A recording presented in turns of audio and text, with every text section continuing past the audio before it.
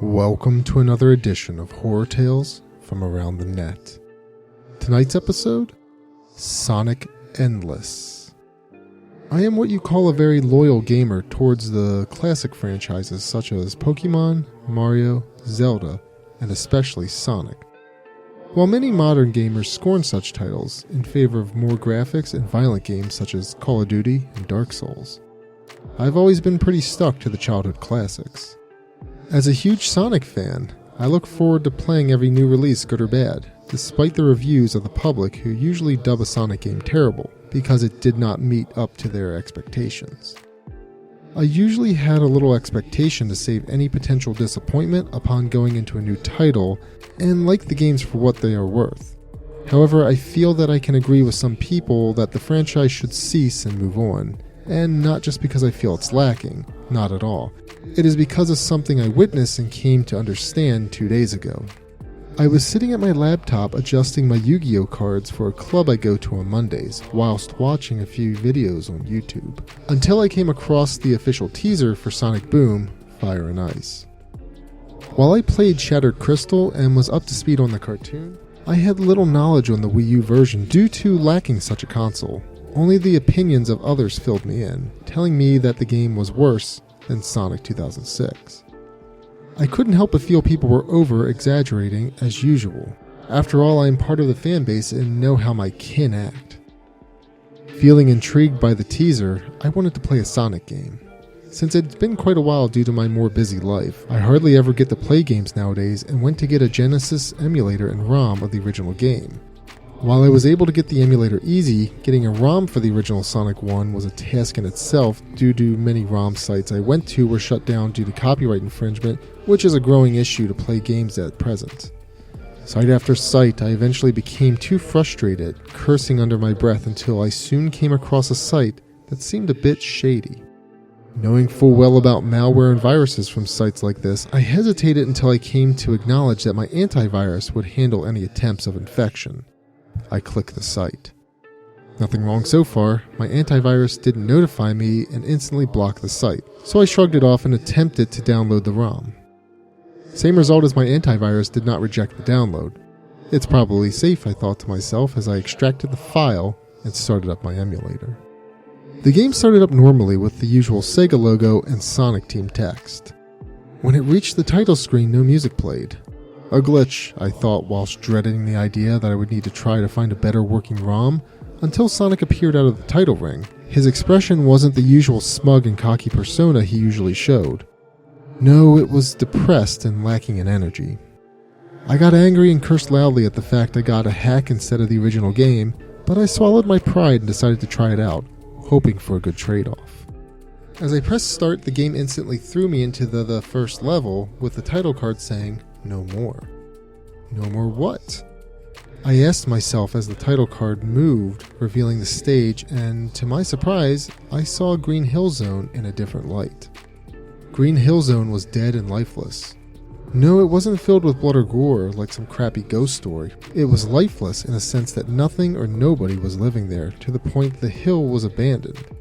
The level was silent and lacked any background music, period. I drew my gaze to Sonic. Sonic himself stood quietly looking at the ground, almost like he didn't have any vigor, just like in the title screen. I noted how bizarre this hack was and proceeded to move Sonic, realizing he didn't pick up any speed and only hobbled forward.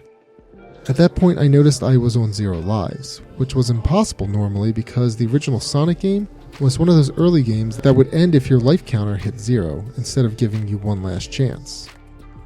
The zone itself was empty, lacking any badniks, rings, or obstacles.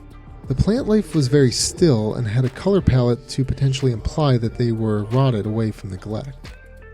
As I moved Sonic through the abandoned Green Hill, which was a time killer due to how slow he was moving, I eventually came across my first trail of rings, which were positioned in such a way that they made out letters, words even. Let it end. I read this sentence and sat in thought to if there was some symbolism involved in this hack, trying to give a message across. I moved Sonic past the trail to another set of rings, forming a word, "I can't take it." Who was leaving this trail besides the hacker who made this game? Was this another one of those horror story fan games?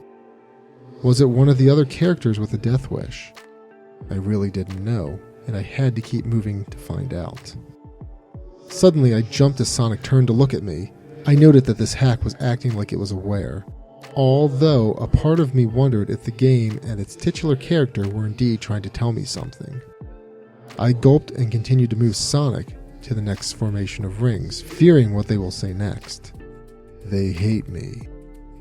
This concerned me to whom was saying these sentences, and was half expecting a jump scare at this point, only for the game to continue in its own definition of normal.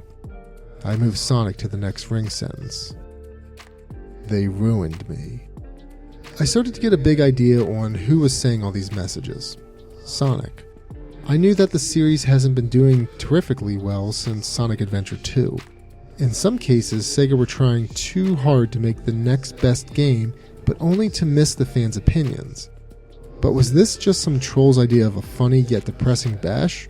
Or was it Sonic trying to send a message? As I proceed to move Sonic across the stage, the ring line up the messages became more and more depressing.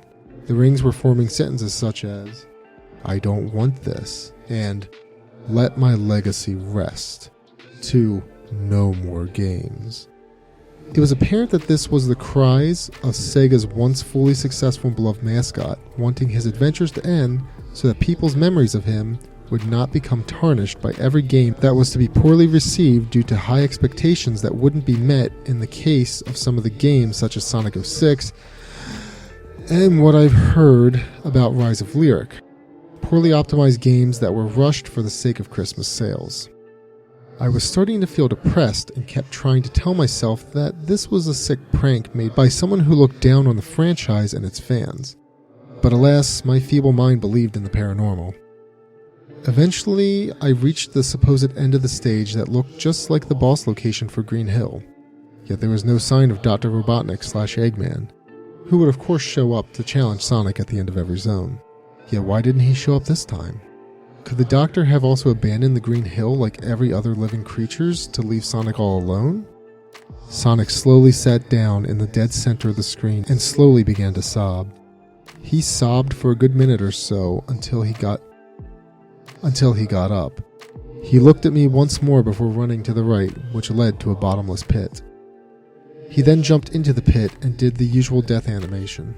Nothing gory or demonic, just a little sound effect with Sonic's dazed yet surprised face as he shot up and down. The game then alerted me that it was a game over. But instead of the words game over, it said, please be over, before cutting into a blinding mix of colors, occasionally flickering through images of Sonic's decline over the years, be it game titles, concepts, or certain characters. After all this, it cut to black and displayed Sonic falling from the top of the screen before hitting the ground. While he would normally have survived such a fall, he hit it with a crunch not unlike the usual tile breaking sound. As I sat here wondering what will occur next in this bizarre symbolistic ROM hack, I jumped in surprise as the words, "Gold influences the selfish," in the same text font for the "try again" text in the game's bad ending. Gold influences the selfish, the screen before the game reset. The game reset through the exact same logos, and when it went to the title screen, Sonic looked even sadder than before, as if he had gone through this exact same sequence over and over again. Curious, I played along going through the same sequence 3 or 4 more times.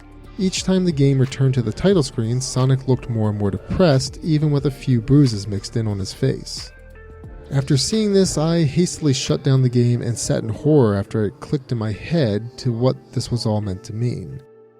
Sonic was trapped in this eternal cycle game after game, forced as Sega's little marketing gimmick to fill their pockets with cash. The concept, if you think about it deeply, is sickening if you consider this an all-too-real interaction to reach out to a fan, akin to that of a defenseless bear forced by some sick bastard to perform for their own gain. All that happened, the empty Green Hill, the messages, the suicide attempt, the images, all symbolism to what Sonic wants but cannot have due to the fact that he is still alive because Sega wants him to be for monetary value. I didn't tell anyone else this story because I knew no one would believe me if I tried. Yet when I see a new Sonic game or other media, I sit and think about what I saw through that game and hope that Sonic would rest one day. The end. Thank you for watching this episode of Horror Tales from Around the Net. Join us next year for more spine-tinkling tales.